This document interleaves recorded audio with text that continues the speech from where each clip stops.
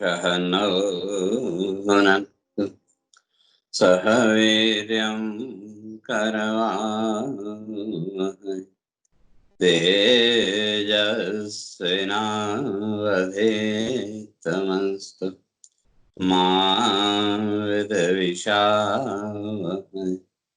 ॐ शान्ति शान्ति शान्तिः। शङ्करं शङ्कराचार्यं केशवं बादरायणं सूत्रभाष्य कृतौ वन्दे भगवन्तौ पुनः पुनः।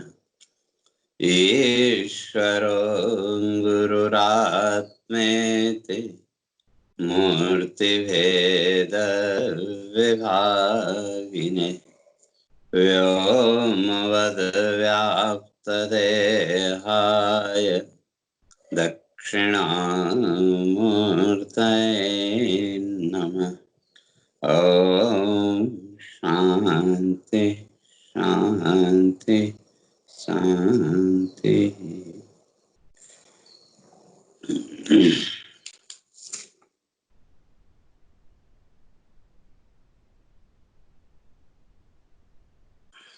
तो विचार चल रहा था,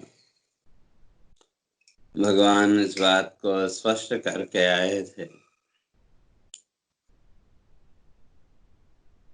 योगः कर्मसु कौशलम।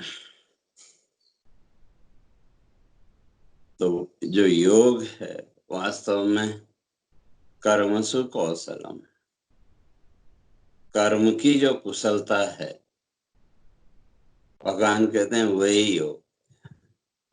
तो कैसा कर्म? उभय सुकृत दुष्कृते जहाति, जिसने कर्म के माध्यम से स्वयं को पाप और पुण्य के बंधन से ऊपर उठा लिया,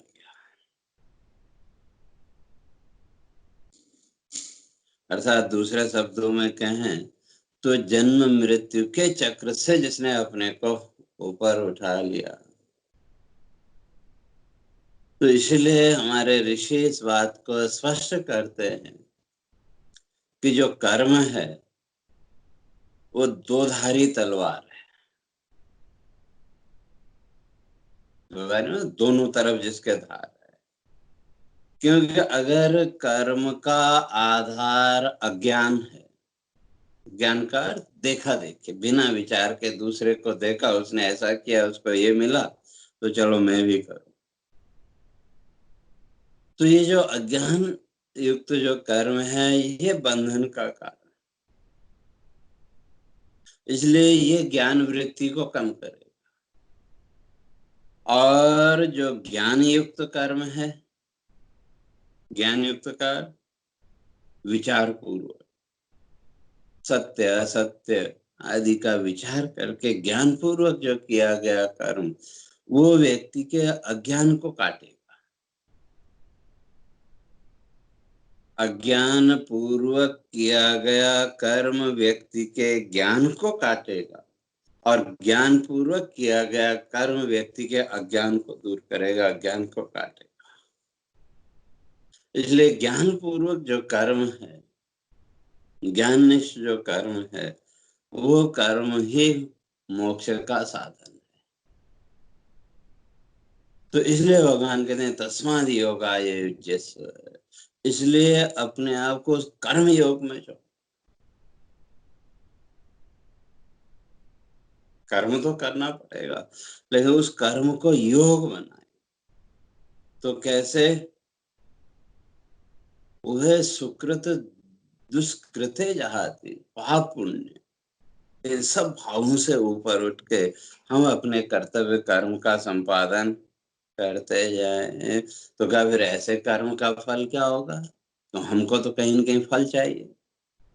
या संसार में जितने भी प्राणी हैं, जितने भी मनुष्य हैं, हर एक को कोई न कोई फल चाहिए। चलो ठीक है, इस जीवन में नहीं, चाहे हमको पता लग गया, थोड़ा दृढ़ता आ गई कि भाई इस जीवन में तो जो भी मिलना है वो हमको प्रारब्ध के अनुसार मिलना है, तो फलाकांक्षा थोड़ी आगे बढ़ गई। तो चलो इस जीवन में नहीं मिला तो अगले जन्म में मिलेगा।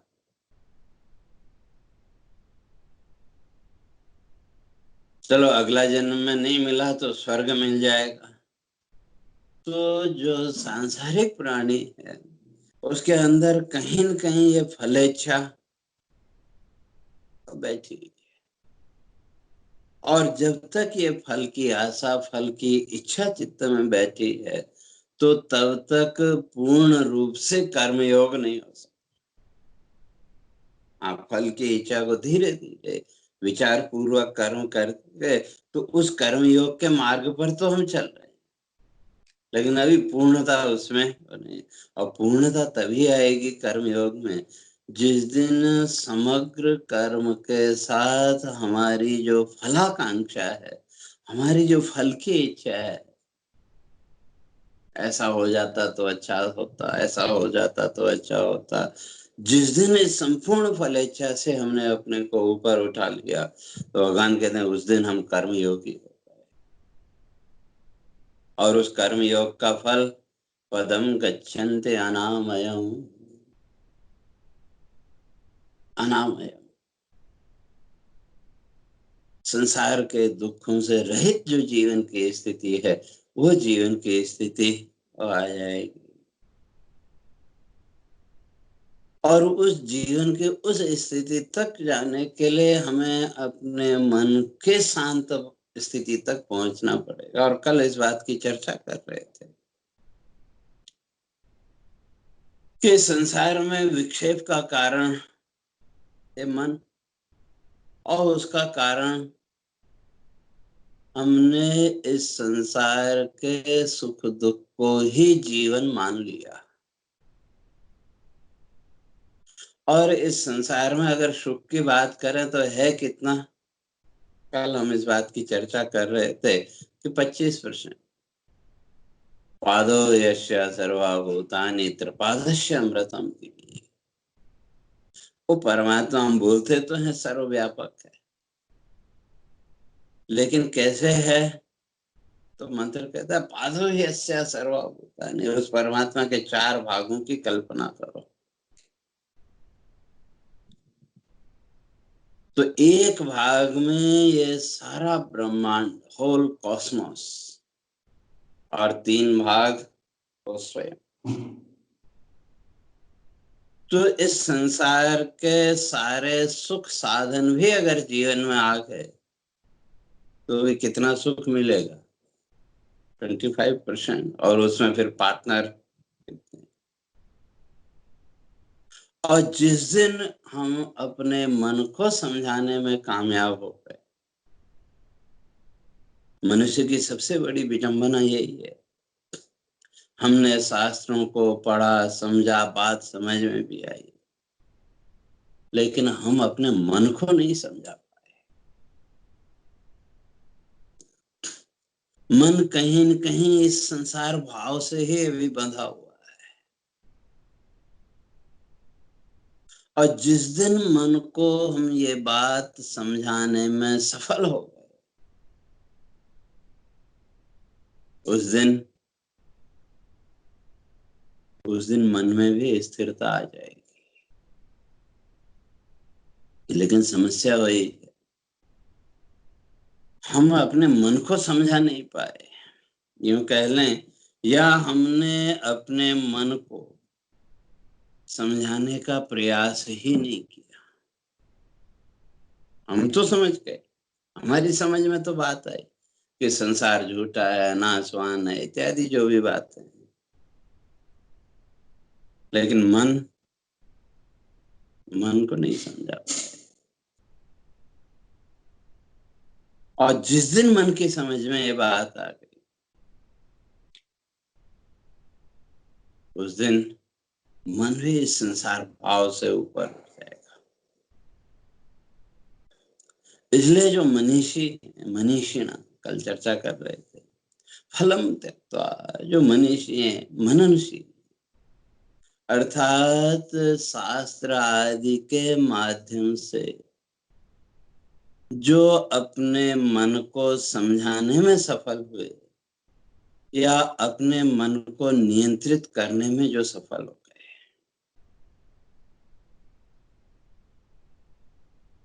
और आगे वैसे भगवान इस बात को स्पष्ट करेगा कि मनो दुर्निग्रहम एव चलम। इस मन को नियंत्रित करना बड़ा मुश्किल काम, बड़ा कठिन काम है। लेकिन मधुसूदन सरस्वती जी कहते नहीं, ऐसा नहीं है।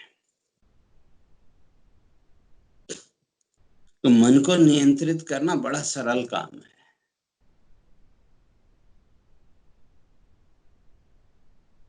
लेकिन इतना सरल भी नहीं है कि हम चाहें वह चुटकी में काम हो जाए। इतना सरल भी नहीं है, क्योंकि मन की जो अपनी स्थिति है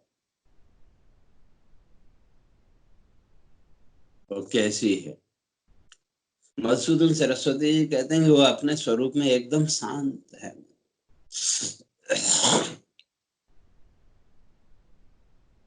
क्यों? अगर मन अपने स्वरूप में शांत नहीं होता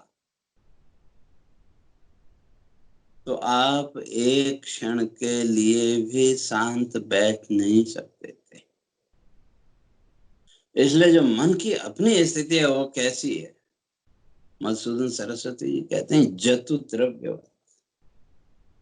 जतु बोलते हैं लाख को, या यूं समझ लो मोमबत्ती, कैंडल। वो जो मोमबत्ती है अपने स्वरूप में एकदम शांत है कि नहीं,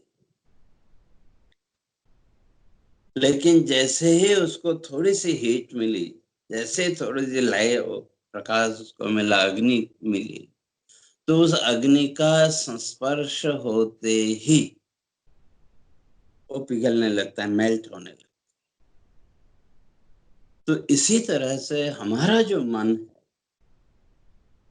ये मन भी अपने स्वरूप में एकदम शांत है, लेकिन इस संसार के विषयों के संपर्क में आते ही, इस संसार के विषयों के साथ जैसे जैसे मन का कनेक्शन जुड़ता गया, हमारा मन अशांत होता गया। और जब वो लिमिट हमारी पार हो गई, वो डिस्टरबेंस की जो लिमिट थी, जब वो लिमिट क्रॉस करती, फिर उसके बाद हमको शांति चाहिए। या जब कभी कोई आदमी परेशान होता है किसी कारण से, ज्यादा जब परेशानी बढ़ गई, तो तब थोड़ी देर के लिए आप एकांत चाहते हैं कि, और उस समय कई लोग स्वयं को कमरे में बंद कर लेते हैं या कहीं पार्क में अकेले एकदम किनारे एकांत। और उस समय क्या करते, हमने वो जो मन की वृत्तियां थी, धीरे धीरे उन मन की वृत्तियों को निकालने की कोशिश। और जैसे जैसे हमारा मन वृत्ति रहित होता गया, वैसे वैसे हमको शांति का अनुभव भी होने लगा। तो इसलिए ये सारा खेल इस मन का ही है। इसलिए जो मनीषी मनन करने में जो समर्थ, और उस मनन के द्वारा जिन्होंने अपने मन को समझा लिया, क्योंकि मन को नियंत्रित करने के 3 तरीके हमारे ऋषियों ने स्पष्ट किए। तो जैसे बच्चा है, बच्चे को नियंत्रित करना हो, हमारे पास 3 तरीके हैं। छोटा बच्चा है और आप किसी कार्य में लगे हुए,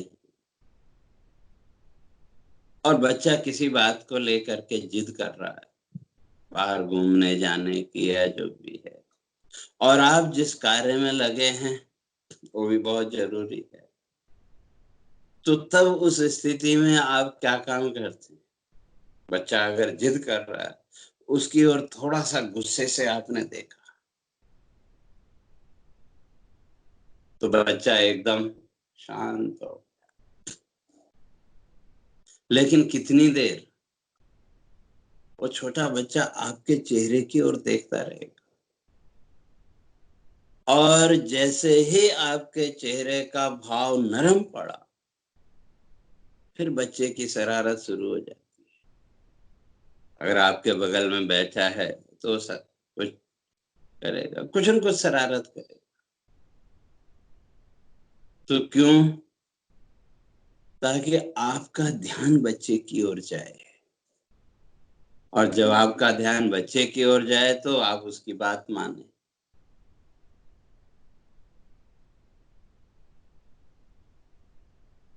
तो ये पहली स्थिति, और वही स्थिति हमारे मन की भी है। या जो भी जीवन में हम जो साधना आदि जो कुछ भी कर रहे हैं, सुबह पूजा पाठ आदि जो भी करते हैं, वो वही स्थिति है,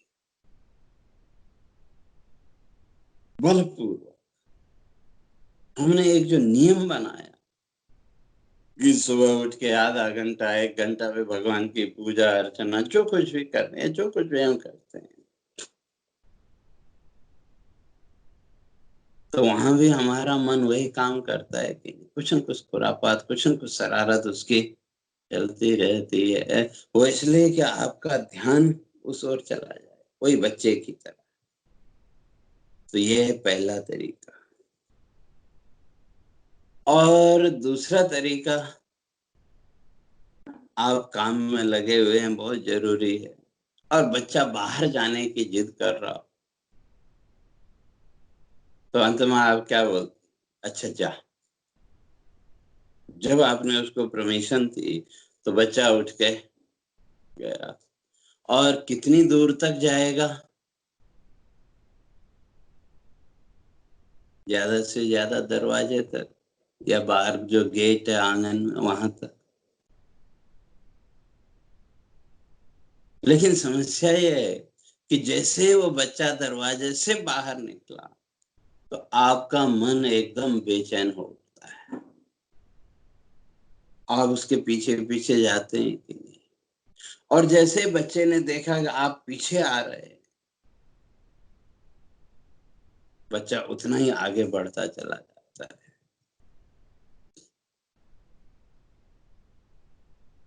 तो दूसरी स्थिति ये है कि मन को खुला छोड़। और वो कभी कभी व्यक्ति करता भी है, लेकिन समस्या ये होती है कि जहां मन थोड़ा सा आगे बढ़ा, बस उसके पीछे हम दौड़ पड़ते हैं। और जहां उस मन के पीछे दौड़े, फिर यही संसार भाव में बंध गए। और तीसरा तरीका है, वो जो बच्चा है उसको आप अगर मना कर रहे हैं, तो क्यों मना कर रहे हैं वो उसको समझा दो। और अगर बच्चे की समझ में बात आ गई तो फिर वो उस बात के लिए जिद नहीं करेगा। तो इसी तरह से तीसरा तरीका है कि जो बात हमने समझे, हम अपने जीवन में समझे, हम अपने मन को समझाने का प्रयास करें। और जब मन के समझ में वो बात आ गई तो मन स्थिर होने लगेगा। तो ये 3 प्रक्रियाएं हमारे ऋषियों ने स्पष्ट की। अब इनमें से जो भी प्रक्रिया सहज लगे, वो हर एक व्यक्ति के लिए अपना अलग अलग है। तो इसलिए जो मनीषी हैं, जो विचारशील व्यक्ति हैं, तो वो कौन? बुद्धियुक्ता। बुद्धियुक्ता मनीषी कर्मजम फलम ही त्यक्त्वा। तो ऐसे जो विचारशील और मनीषिण बुद्धियुक्ता, बुद्धियुक्ता था ईश्वर भाव के साथ जिन्होंने स्वयं को और अपने मन को भी उस ईश्वर भाव के साथ जिन्होंने जोड़ लिया, तो वो कर्मजम ही फलम त्यक्त्वा, कर्मजन्य जो फल, सुख दुख आदि, इस सुख दुख का वो त्याग करने में समर्थ हो जाते हैं। या दूसरे शब्दों में अगर कहें, कर्मजम ही फलम त्यक्त्वा बुद्धि युक्ता मनीषिण। इस फलाशक्ति का त्याग किए बिना कोई भी मनीषी नहीं हो सकता।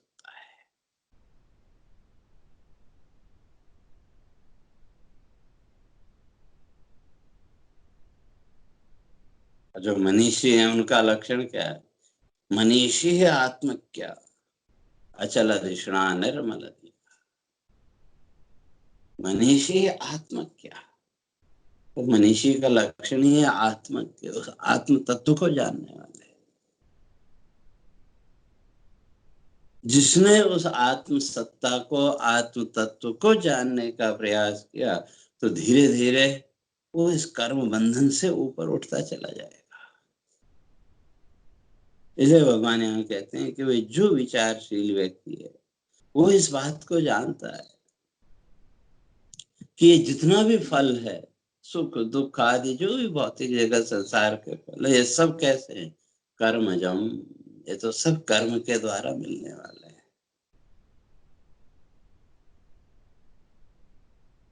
और संसार में हम मानते भी हैं। किसी व्यक्ति को हम बड़ा दुखी, बड़े कष्ट में देखते हैं, तो उस समय तुरंत क्या बोलते हैं? भाई ये तो इसके कर्मों का फल है, कहते हैं।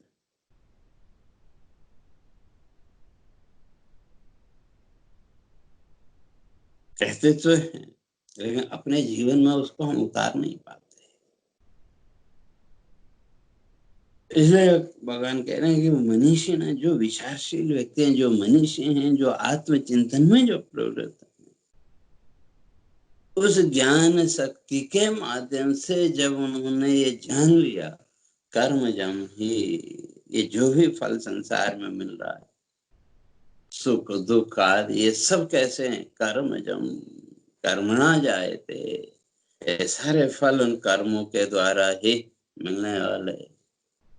जो भी पाप पुण्यात्मक कर्म है, उनके द्वारा मिलने वाले। तो इसलिए फलम त्यक्त्वा, उस फल का त्याग कर देते। तो कैसे? तो भगवान आगे स्पष्ट करेंगे कि योगिनः कर्म कुर्वन्ति फलम त्यक्त्वा आत्मशुद्धये। अब कर्म तो वो योगी भी करेगा, वो आत्मज्ञ भी करेगा। क्यों? जब तक शरीर है, चाहे वो अज्ञानी हो चाहे ज्ञानी हो, कर्म तो करना पड़ेगा। तो जो ज्ञानी है, उसकी जो कर्म के साथ जो दृष्टि है, वो क्या है? आत्मशुद्ध है, आत्मशुद्धि, अर्थात चित्त की शुद्धि। और जो सामान्य व्यक्ति है, उसकी कर्म के साथ फल आ सकती है, फल प्राप्ति का भाव।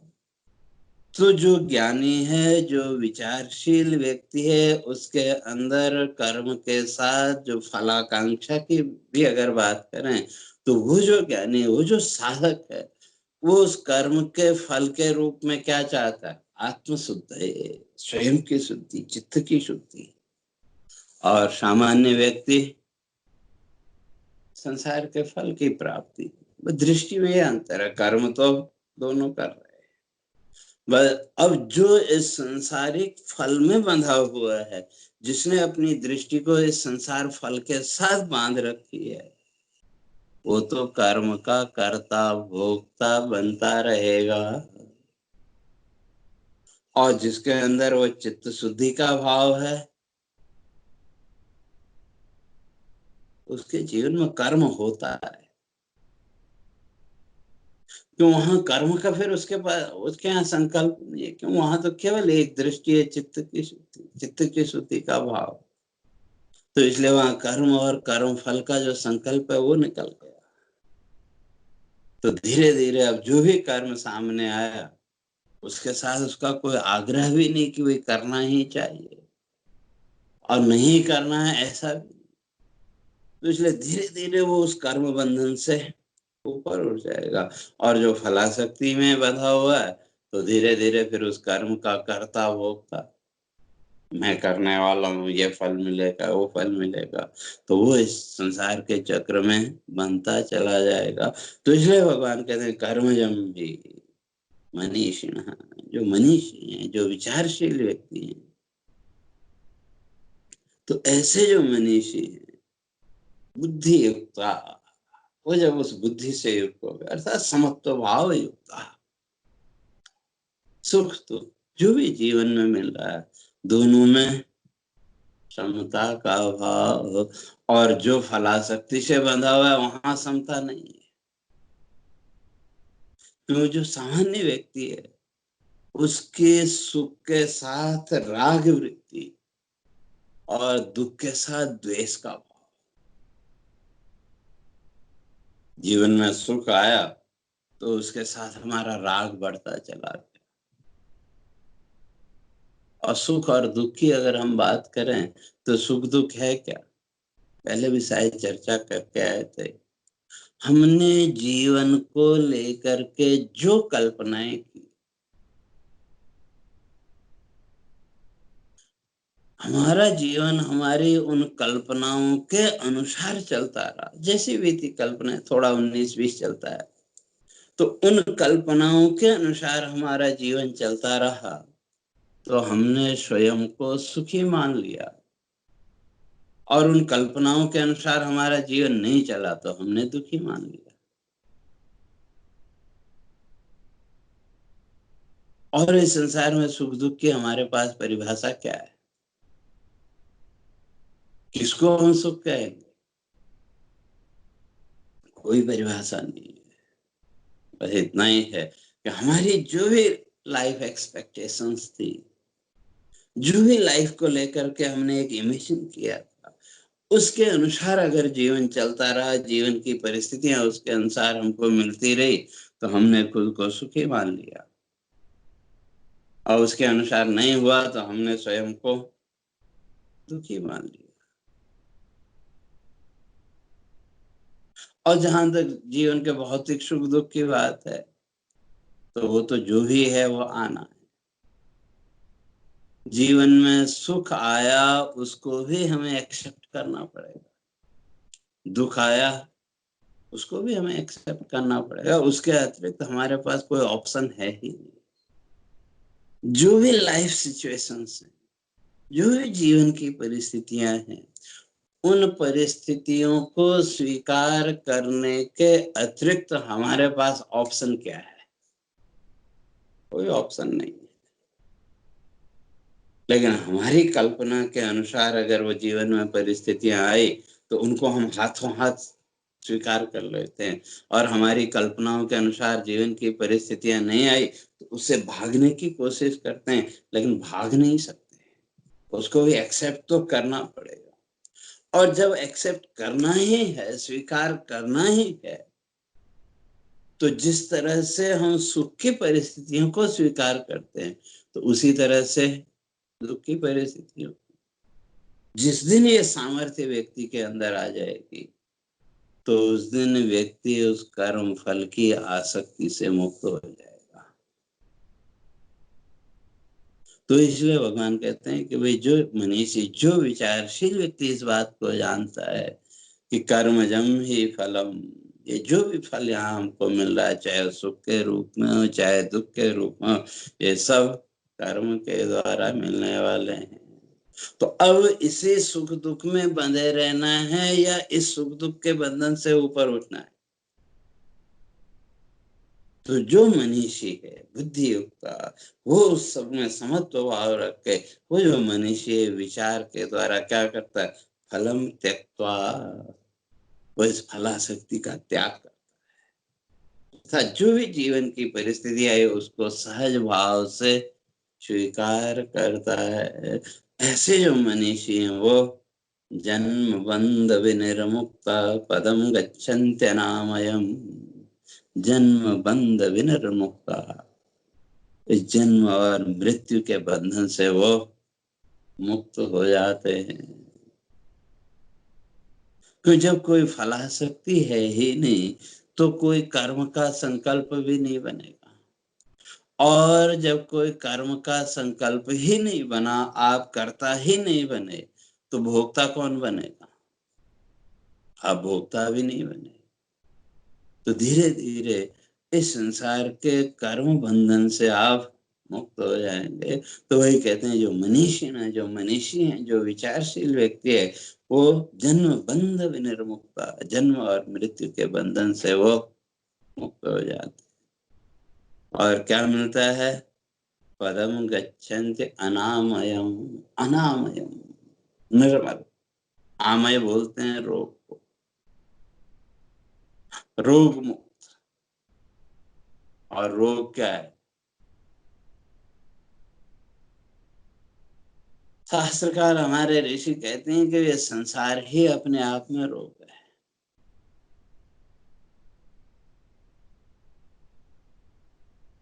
हम कहते हैं संसार में बड़ा दुख है, नहीं, संसार ही दुख है। क्यों? सबसे बड़ा दुख जीवन का क्या है? महर्षि गौतम इस बात को स्पष्ट करते हैं। वो कहते हैं कि जन्म ही सबसे बड़ा दुख है। क्योंकि जन्म हुआ तो उसके साथ बाकी दुख तो अपने आप आ ही जाएंगे, उनको लाने की जरूरत नहीं पड़ेगी। तो इसलिए कहने का अर्थ ये कि अब इस जन्म मृत्यु के बंधन में हमको स्वयं को बांध के रखना है, या इस जन्म मृत्यु के बंधन से ऊपर उठाना है। और अगर स्वयं को इस जन्म मृत्यु के बंधन से मुक्त करना है, ऊपर उठाना है, तो मनीषी बनना पड़ेगा। अर्थात सत्य और असत्य, इन दोनों को अलग करने की सामर्थ्य हमको अपने अंदर पैदा करनी पड़ेगी। सत्य क्या है, असत्य क्या है, ये हम जानते हैं, लेकिन संसार का मोह, संसार की एक जो आसक्ति है, वो हमको ये अलग नहीं करने देते। वो फिर कहीं इसी न किसी इसमें बांध देते। इसलिए मनन के द्वारा, निरंतर चिंतन के द्वारा सत्य और असत्य, इन दोनों को अलग करना पड़ेगा। और जिस दिन इन दोनों को अलग करने में समर्थ हो गए, तो उस दिन एक को पकड़ने की सामर्थ्य भी आ जाएगी। वही मनीषी। तो इसलिए वो जो मनीषी है, कहते हैं फलम त्यक्त्वा, वो इस संसार के सुख दुख रूप फल का त्याग कर देते हैं। क्योंकि वो जानते हैं कि कर्म, जब ये सब कर्म से मिलने वाला है, और तब जन्म बंध विनिर्मुक्ता, वो इस जन्म मृत्यु के बंधन से मुक्त हो जाते हैं। तो ये जन्म मृत्यु क्या है, मैं सोचता हूँ इसकी चर्चा फिर हम क्रमशः आगे करेंगे। हरि ओम। पूर्णमदः पूर्णमिदं पूर्णात् पूर्णमुदच्यते पूर्णस्य पूर्णमादाय पूर्णमेवावशिष्यते। ओम शांति शांति शांति। शंकरं शंकराचार्यं केशवं बादरायणं सूत्रभाष्य कृतौ वन्दे भगवन्तौ पुनः पुनः। ईश्वरो गुरुरात्मेति मूर्तिभेदविभागिने व्योमवद्व्याप्तदेहाय दक्षिणामूर्तये नमः। ओम शांति शांति शांति।